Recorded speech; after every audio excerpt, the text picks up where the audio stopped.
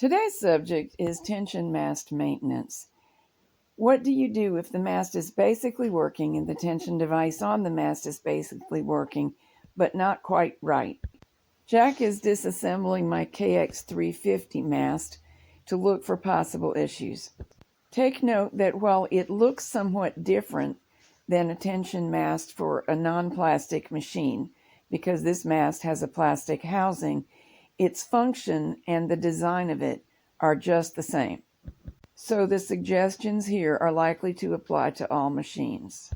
The first and very common thing that could cause a problem is fuzz.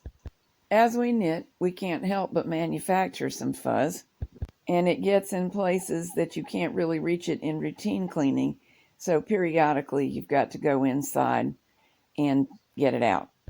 One thing we are promising to check for a friend who's having mast trouble is the spacing between the circlip and the spring. Both machines are mid gauges. Mine is much older than his, but mine is working well, and his has some problems at the moment, so mine should be a good indicator of what his should be. And ours is about 1/8 of an inch. Now Jack would like to address a possible issue with assembly. This rocker spring will only fit on that flattened shaft in one direction. Now what I did was I took the arrow there off, lined up with the arrow on this washer. So my rocker spring goes in here, but it has to go into the head first in the right orientation. Found that out the hard way.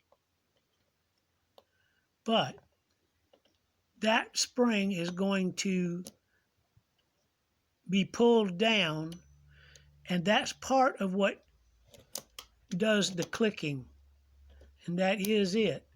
However, if it's distorted, then that might cause a problem in that it's adding to the tension rather than just going click, click, click. You mean if that on purpose bent rocker, what do you call that?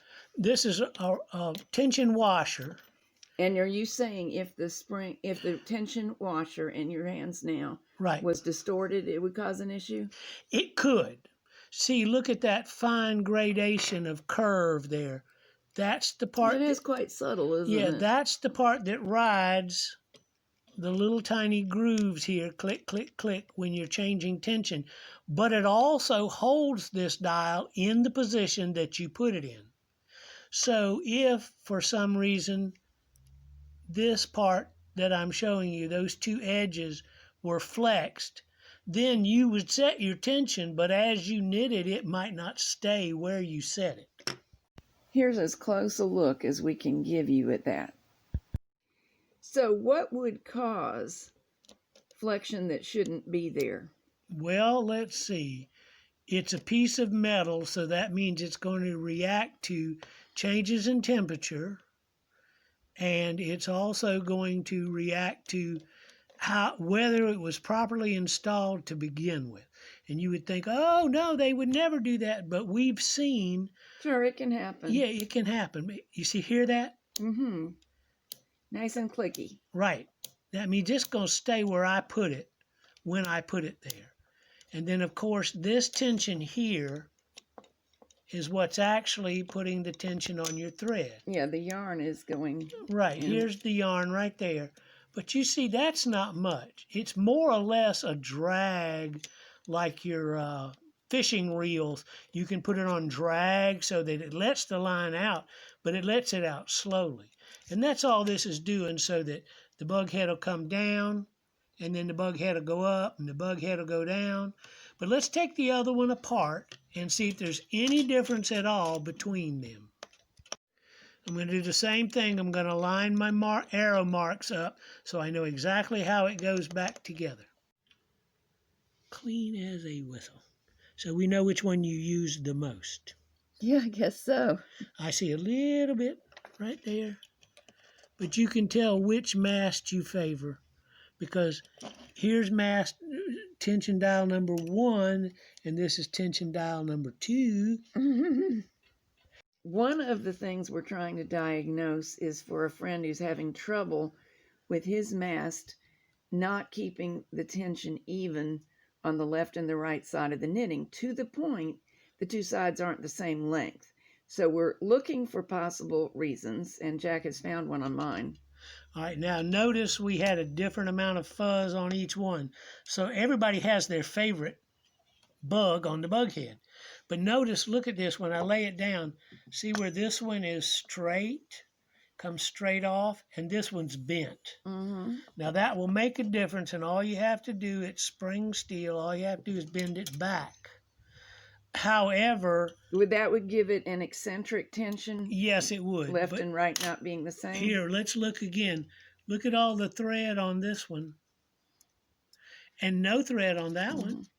So this must be your favorite one, and that's the one that was slightly bent. My machine is not like my friend's. He bought his new. Mine was a secondhand machine, so me and somebody else may have contributed. That's true. And you know what we have seen over the years is that what happens to these things in transit has nothing to do with whether they're new or old or borrowed or blue. Well, that's true. New machines get shipped to their destination. I know, and we've had a number of friends contact us to make a claim because they opened the box and the machine poured out. All right, here's something else. See the angle of that bug head? See the angle of this bug head? Let's see. The one that's closest to me in the picture, it'll be at the bottom of your picture, is nearly going vertical from its origination point. The other one's going off at an angle. And if you'll look, there is a crimp right there. Right. And there's a crimp right there, but this one's lost its crimp, and we're going to try to put it back. If the camera can come right along here, you can see there's a little... There's a discoloration there. Well, it's not only that, but there's a little bit of corrosion right there. I can feel it with my thumbnail. Maybe a little steel wool is in its future. What? Right, but I'm just saying that all of these things can have a factor. Let me see if I can get this one to bend like it's supposed to be. Now, there you go. This is why we call them bughead, because they look like the antenna on a praying mantis to me. A pair of needle nose pliers held right here. Is that a new pronunciation? Pliers? Yeah, pliers. That's the Italian pronunciation. Oh boy, I know somebody's going to get me. But if you hold it right there with needle nose pliers, that will let you make that sharp looking bend that is in this one. As I say, this looks like this was somebody's favorite one to use because of all the yarn scraps on the end of it. So this one is probably more like what it was designed to be. So my mast is happily back to work. We hope this is some help to anybody who's having maintenance issues with the mast that needs a little help.